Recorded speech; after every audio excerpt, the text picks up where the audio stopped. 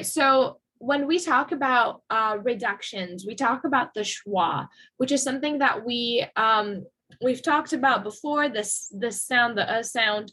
And what ends up happening in some structure words in English, we de-emphasize by reducing the letter or by reducing the vowel in the structure word to sound like a schwa. Okay, so reducing structure words in this way makes the more important words easier to notice. The entire concept is that we have these focus words and we want to get that information out. So we de-stress all the other ones so that we can focus on the ones that are important.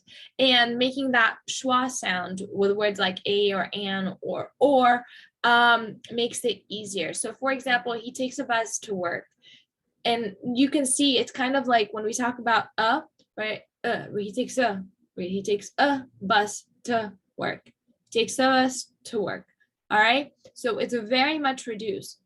He wrote a letter to the president. Okay. He wrote a letter to the president. So we saw the and to. I left an umbrella in your car. Or again, umbrella in your car. Again, it de-stresses and de-emphasizes to make that schwa sound. And so the structure word and is de-emphasized by reducing it to an right? So the vowel sounds reduced to a schwa and the letter D is silent. So the schwa sound in and is also linked to the final sound of the word that comes before it. Cream and sugar, right? It kind of sounds like you're just saying and, right? Cream and sugar. Cool. Men and women.